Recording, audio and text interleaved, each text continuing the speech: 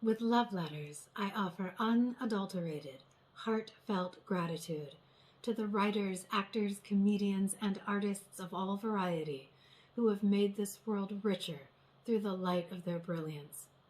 Love letters is a way for me to say thank you to these luminaries, to honor what is best in us all, and to shine a light on the people who help us rise.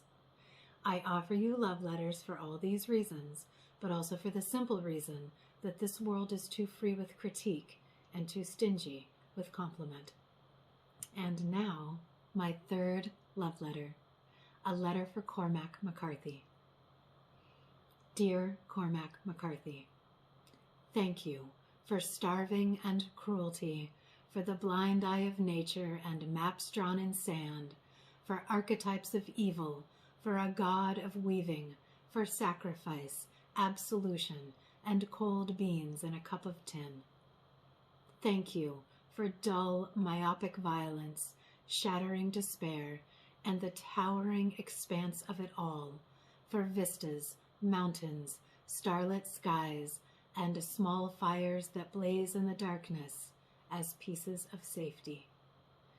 Thank you for unforgiving terrain, for pitilessness and the stupidity of murder, for birds impaled on a cactus, as we all are. Thank you for apocalypse, catastrophic ends, and seasons turning. Thank you for winds through arroyos and across plateaus, for horses at water, for the quests of men. Thank you for your books that are not books at all, but rather heart songs of blood and cadence. Thank you for bones buried, blind men expounding, crumbling ruins and rivers of crossing, short exchanges and expansive wondering, sandals on a dirt path, cold tortillas, sociopathic hunters, and no good deed gone unpunished. Thank you for human existence and our shared condition, for stories that are not stories, but our own lives for the reading. Thank you for darkness and anguish and senselessness at each day dawning, but thank you also for love, courage, and illicit romance. Thank you for the road of blind hope and the kindness of children and strangers, for unexpected bounty in a subterranean keep, and for faithfulness and fierce loyalty. Thank you for a father's unwillingness to turn the gun to his child's head, if even for saving. Thank you for Billy Parham, who delivered the wolf to men, but didn't mean to, then shot her to keep her from suffering.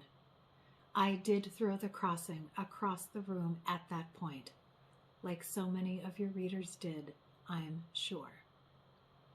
Thank you for men, women, and creatures of all description in endless cycles of captivity and freedom.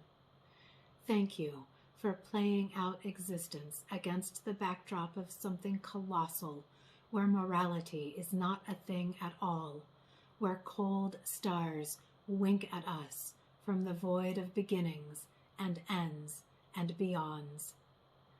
Thank you for good intentions thwarted and bad ones as well, for wailing and stoic acceptance and bitter joy from a bitter well. You're bleak, sir, and rightly so.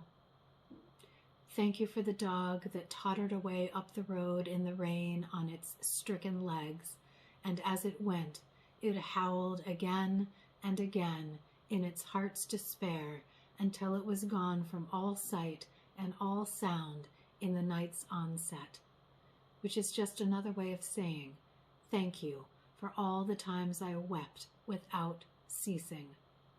But thank you also for the outlaw comedy of Blevins, for getting the pistol at the gittin' place, for all the times I laughed out loud, and for those small fires blazing in the darkness as pieces of safety. With immense gratitude for the worlds you created that helped me make sense of my own. Thank you, Cormac McCarthy. All my best, Sarah D. Little. Up next, David Goggins.